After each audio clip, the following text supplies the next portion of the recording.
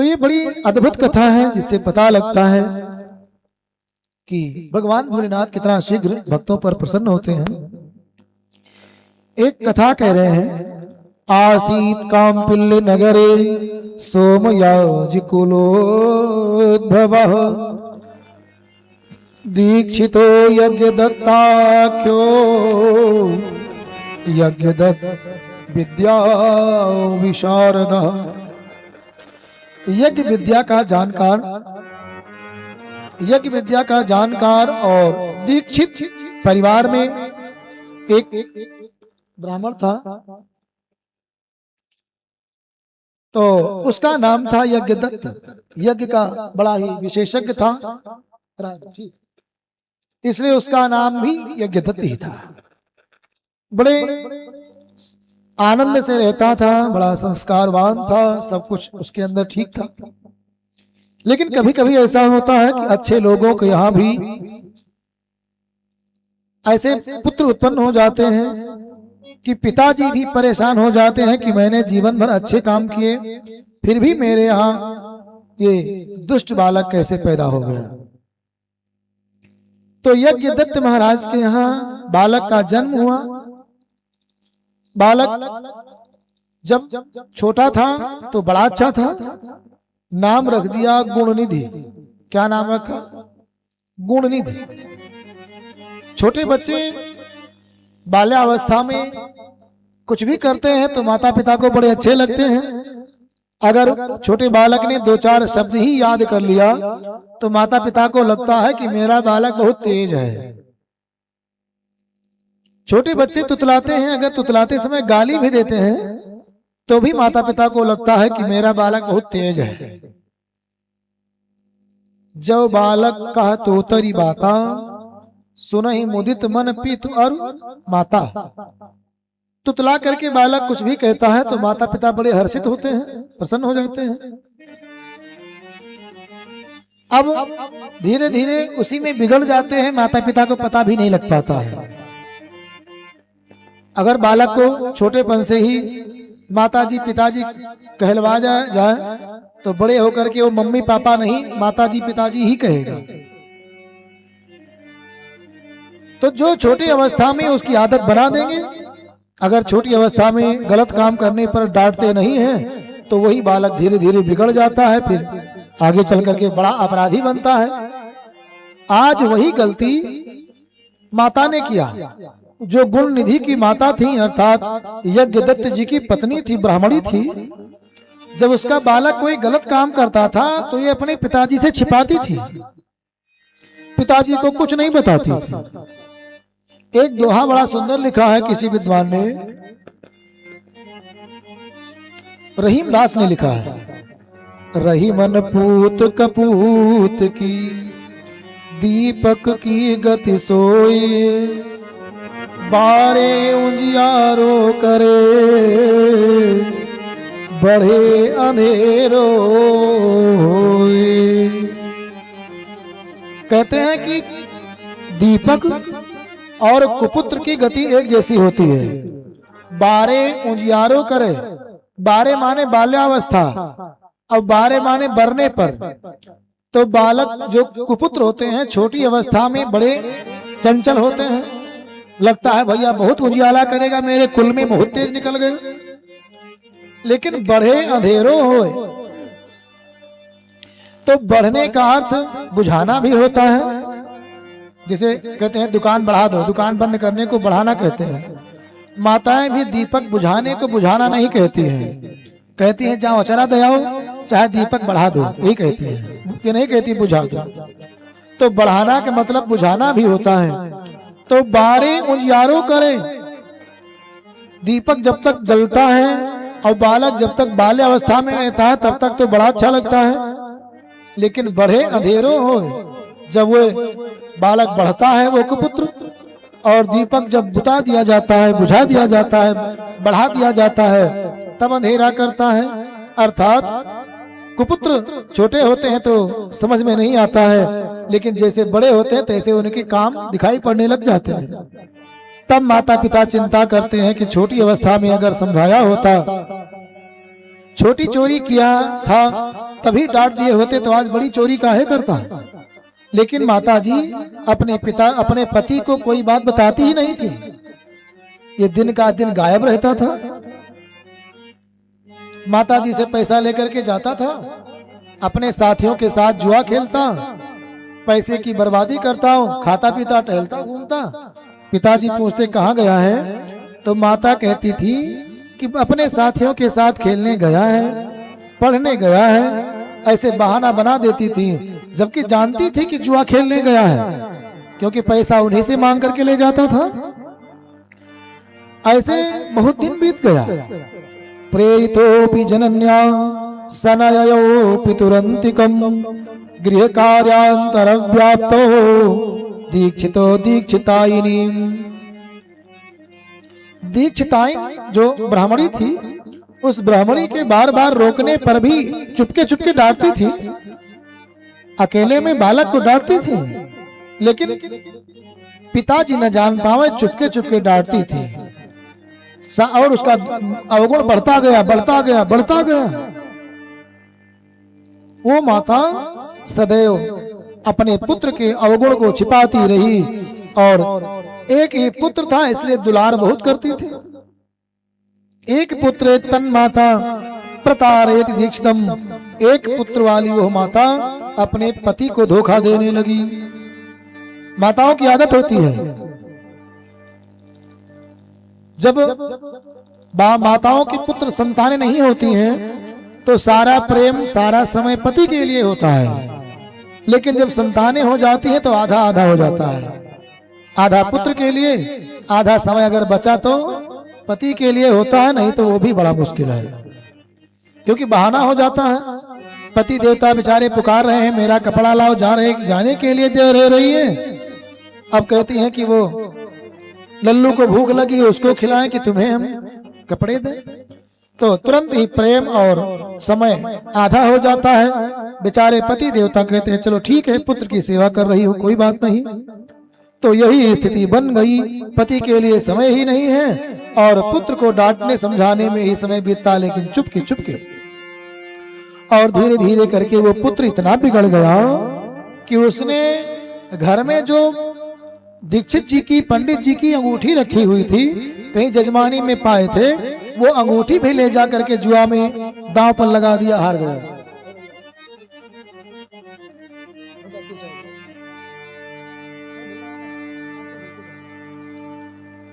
हाँ तो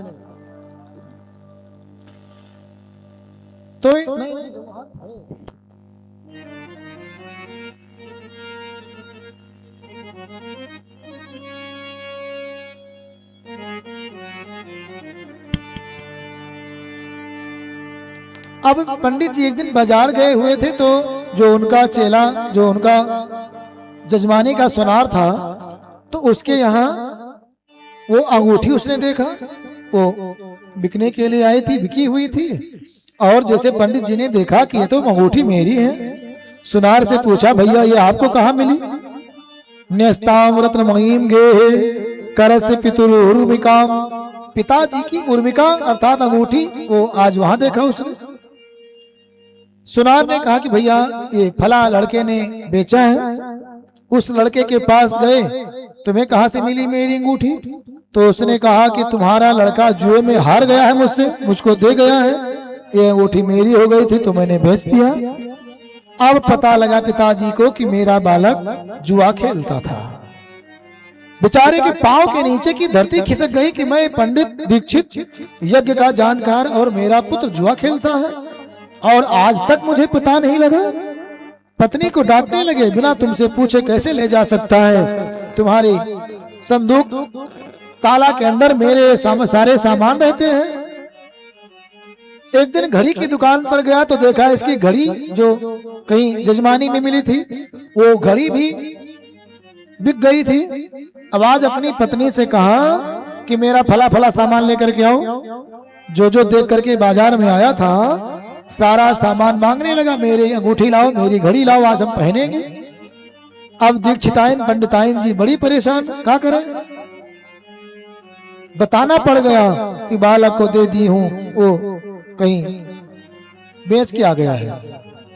तब पंडित जी नाराज हुए पंडिताइन जी के ऊपर और डांटने लगे कि तुमने अगर छोटी अवस्था से बालक को समझाया होता या मुझसे बताया होता, क्योंकि बालक माता को कम डरते हैं, पिताजी को ज्यादा डरते हैं, तो पिताजी से तुरंत ही बात बताना चाहिए। अगर बालक बिगड़ रहा है तो जितना छिपाएंगे उतना काम बिगड़ता जाएगा।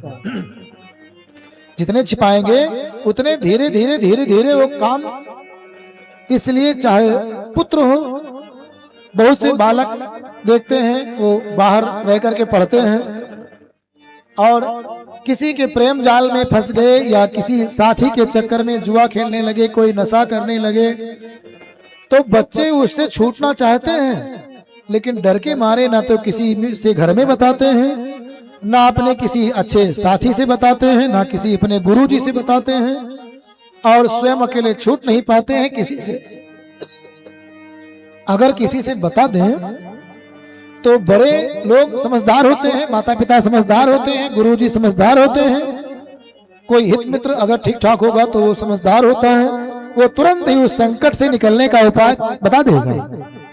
लेकिन बच्चे स्वयं ही उसको डील कर लेना चाहते हैं, स्वयं ही उस बंधन से निकलने का प्रयास करते रहना चाहते हैं और निकल नहीं पाते हैं। अंत में कोई दबाव ऐसा बन जाता है, अनेकों बच्चे स्वयं आत्महत्या कर लेते हैं।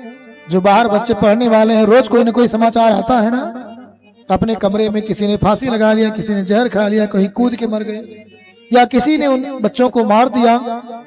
तो छिपाने से काम बिगड़ जाता है, इसलिए गंभीर बातों को छिपाना नहीं चाहिए। जब कम से कम भगवान से तो इतना कह ही दो कि हे प्रभु मुझे इस दलदल से निकालो, तो भगवान भी कोई ना कोई रास्ता निकालेंगे। लेकिन न भगवान पर विश्वास है, न अपने माता पिता गुरुजनों बड़ों और मित्रों पर विश्वास है। बात शेयर करने से, एक दूसरे से कहने से हल्की होती है और उस समस्या का समाधान निकल आता है। ये सबके लिए है, चाहे बच्चों के लिए चाहे सयानों के लिए है, सबके पास ऐसी समस्या कभी कभी आ जाती है। पंडित जी बहुत क्रोधित हुए, पत्नी से कहा कि तुम अब अकेले रहो, मैं दूसरा विवाह कर लूंगा, तुम्हारे लिए यही दंड है।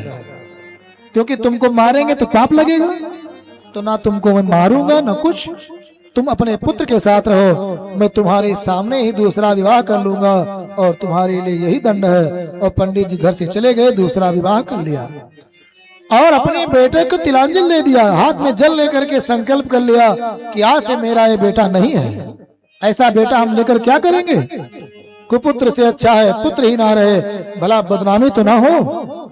इसलिए बच्चे को तिलांजलि दे दिया, स्वयं पंडित जी ने दूसरा विवाह कर लिया और पत्नी बेचारी बड़ी दुखित हुई और उसका भी प्राणांत हो गया। आगे चल करके पंडित जी भी अपने शरीर को छोड़ करके परम धाम को गए। अब ये बालक अकेला पड़ गया, इसको भी पश्चाताप होने लगा, सोचने लगा कि मैंने बहुत गलती किया,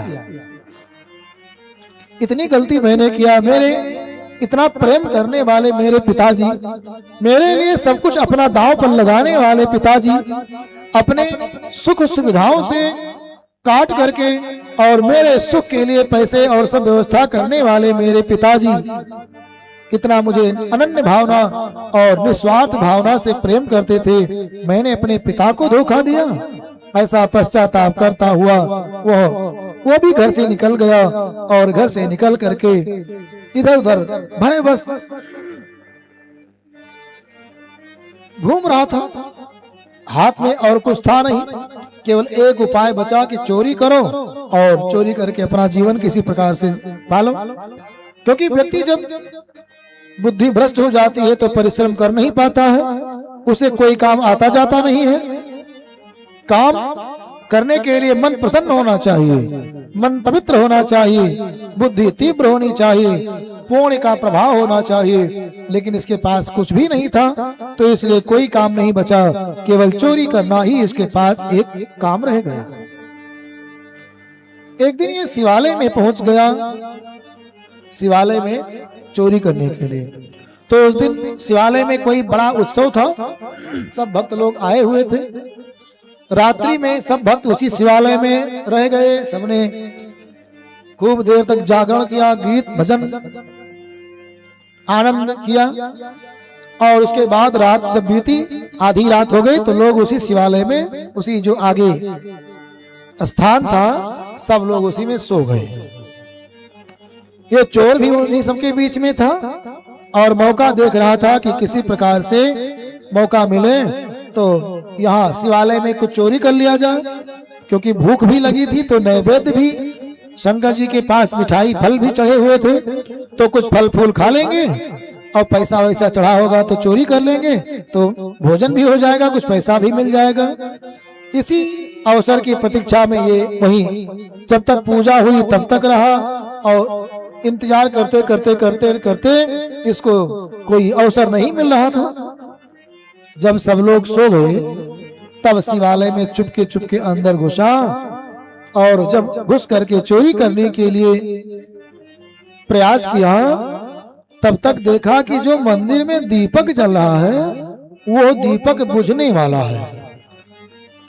दीपम मंद प्रभम दृष्ट्वा पक्वान वीक्षणाय सह निज चैलांचलाद्वर्तिम कृत्वा दीपम प्रकाश्य च।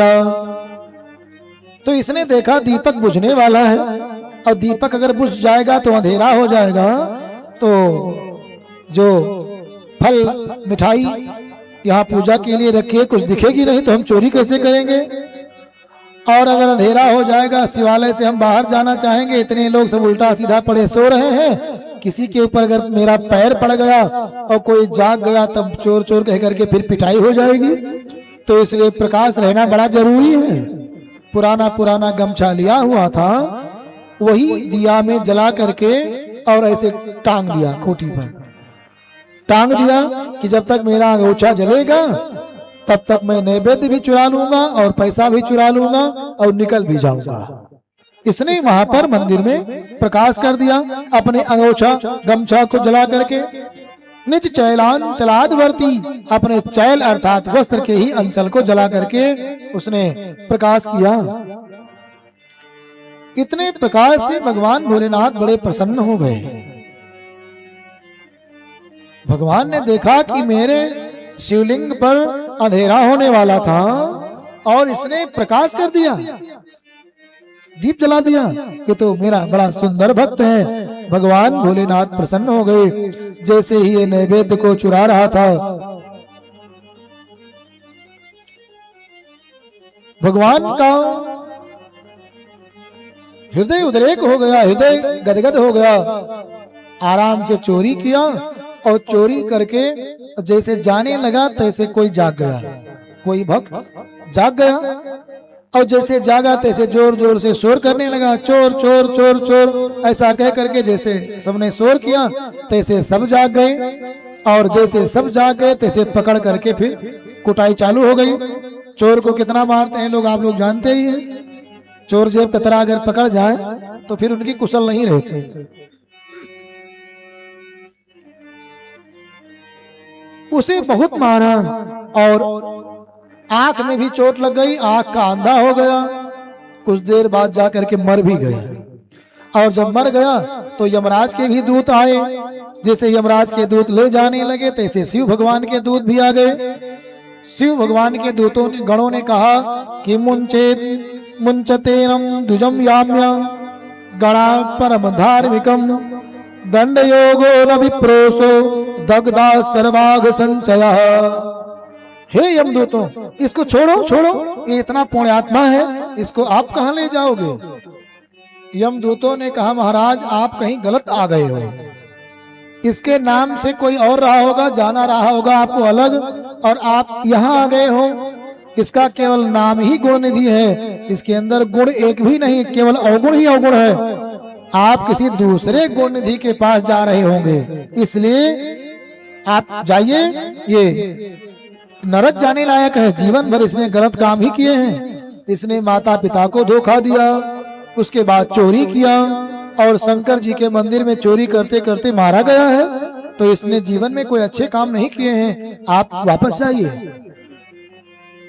शिव जी के गणों ने कहा कि तुमको इतना नहीं पता है, ये शिवालय में जब तक था ये जब शिवालय में पूजन हो रहा था तो इसने सारी पूजाओं को देखा है और शिव जी की पूजा देखना भी फलदायी है। तो इसने सारे रुद्राभिषेक शिव जी की पूजा को इसने बड़े ध्यान से देखा है और इसने शिव जी के मंदिर में अपने कपड़े को जला करके प्रकाश किया है। शिवलिंग पर अंधेरा होने से इसने बचाया है। तो दीप दान का कितना महत्व है आपको नहीं पता?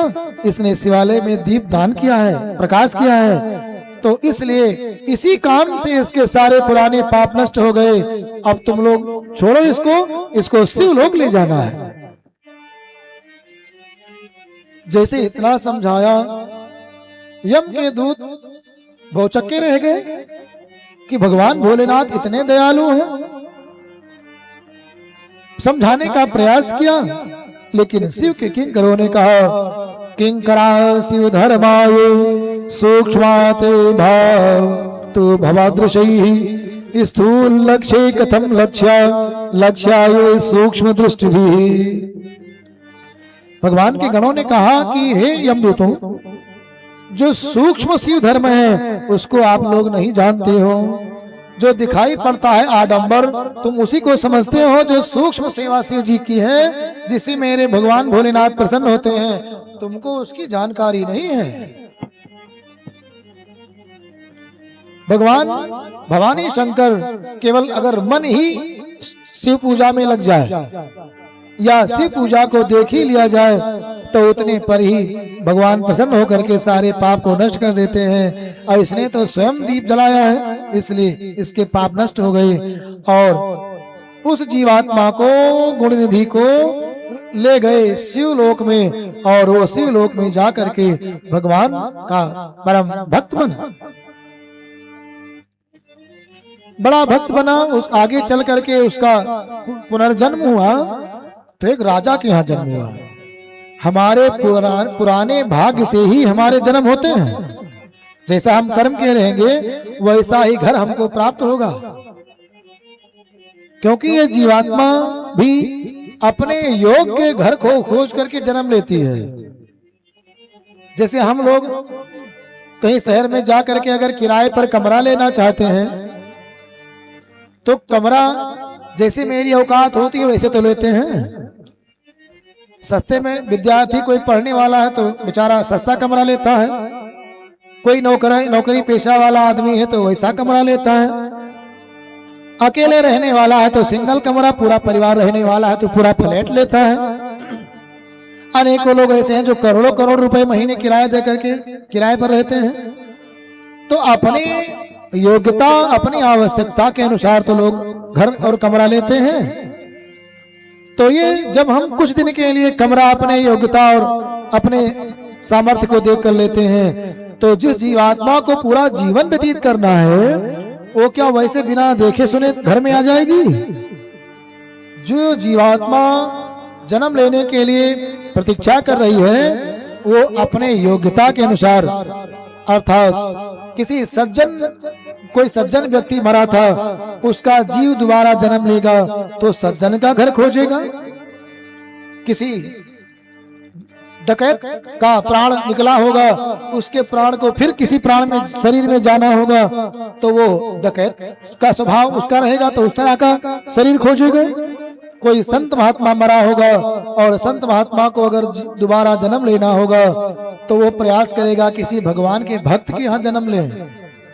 तो जैसे माता पिता होते हैं वैसे जीवात्मा आती है, इसलिए माता पिता को धर्मात्मा होना चाहिए।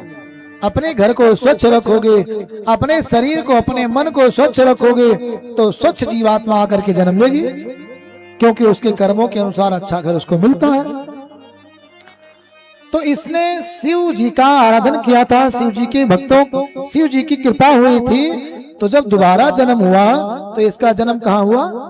राजा के यहाँ हो गया, राजकुमार के बन गया। अब राजकुमार बन करके आया, लेकिन इसको ये ज्ञान इतना, जो दोबारा जन्म लेता है तो उसको पूर्व जन्म के संस्कार रहते हैं। ध्यान से सुनिएगा। जैसे बहुत लोग हैं जन्म लेते हैं और जैसे थोड़े से बड़े होते हैं तैसे उन्हें कोई ना कोई काम अपने आप उनके जहन में आ जाता है और उसी काम में लग जाते हैं। जैसे यहाँ के बच्चे पंडित हैं, छोटे से हैं और पूजा पाठ पंडिताई वाला काम कर रहे हैं, तो इतनी अवस्था में इनको पांडित्य कर्म आ गया। अब ये इस जन्म में नहीं सीखे हैं, इस जन्म में थोड़ा बहुत सीखे हैं। इनके पूर्व जन्म का संस्कार था, ये पंडित होकर के ही इनका शरीर छूटा होगा और पुनः शरीर मिला तो वही संस्कार है। जैसे आजकल तो चकिया नहीं पीसती हो, लेकिन चकिया पीसते पीसते पीसते पीसते माताएं सो जाएं, पहले सो जाती थी ना दोपहरिया में, चक्की पीसते पीसते और थक गई, वहीं मड़ई के पास ऐसे अड़ू करके सो गई, फिर आंख खुली फिर पीसने लगे, ऐसे करते थे।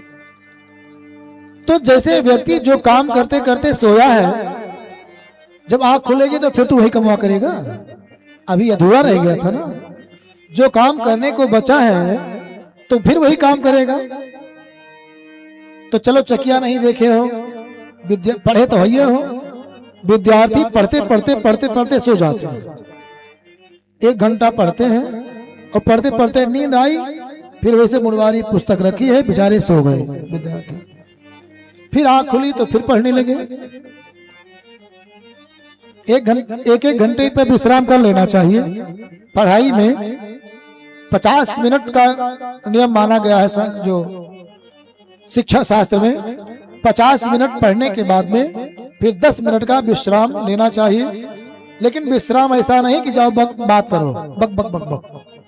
पढ़ाई करने के बाद एकदम चुप हो जाना चाहिए, या तो सो जाओ या फिर आंख बंद करके लेट जाओ, या चुपचाप कहीं बैठ जाओ, या कोई मन को प्रसन्न करने के लिए, शांति के लिए चुपचाप हो जाओ, तो जो पढ़ा है वो शांति मिलेगी। 1 घंटे का विश्राम, 1 घंटे पर 10 मिनट का विश्राम कर देना चाहिए। तो जैसे विद्यार्थी पढ़ते पढ़ते सो गए, आंख खुली तो फिर पढ़ने लगे, तो ऐसे ये जीवात्मा है। कोई काम करते करते मर गई, शरीर छूट गया, तो जो काम करते करते छूटा है शरीर और फिर मनुष्य का शरीर मिलेगा तो फिर आकर वही काम करेगा। जैसे विद्यार्थी पढ़ते पढ़ते सोया था, जागा तो फिर पढ़ने लगा, तो सोना भी तो मृत्यु के ही समान है। सोने के बाद किसी को पता लगता है कि हम कहाँ सो रहे हैं, चाहे फटारा ऊपर से चला जाए, चाहे अजगर चला जाए। सोते समय कोई जान पाता है कि हम किस स्थिति में हैं, पक्के मकान में सो रहे हैं कि कच्चे मकान में सो रहे हैं कि एयर कंडीशन में सो रहे हैं, कि कांटे के ऊपर कौन आया कौन गया, कौन गाली दे रहा है कौन प्रशंसा कर रहा है। सोने के बाद कुछ नहीं पता होता है, क्योंकि ये जीवात्मा का विश्राम होता है, शरीर का विश्राम होता है। सोना शरीर का विश्राम है और मरना जीवात्मा का विश्राम है। तो ये जीवात्मा अगर दोबारा जन्म लेती है तो आकर के फिर वही काम करने लगती है जो करते करते मरा था। अंते या मति सा गति, अंत में जो बुद्धि रहती है वही गति होती है। तो इसलिए अब ये शिव जी की भक्ति करते करते इसका प्राण निकला था। पुण्य के प्रभाव से राजकुमार बन करके आया, राजकुमार बना, लेकिन पुराना संस्कार इसको याद है कि मुझे शिव किंकरों ने दीप जलाने के लिए ये पुरस्कार दिया था।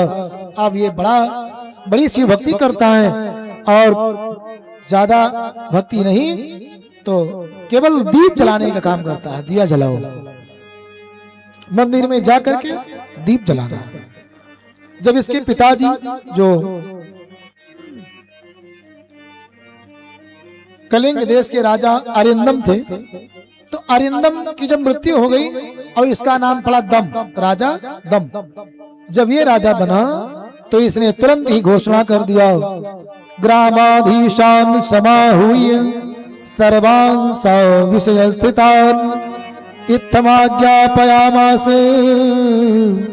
दीपादेया शिवालये।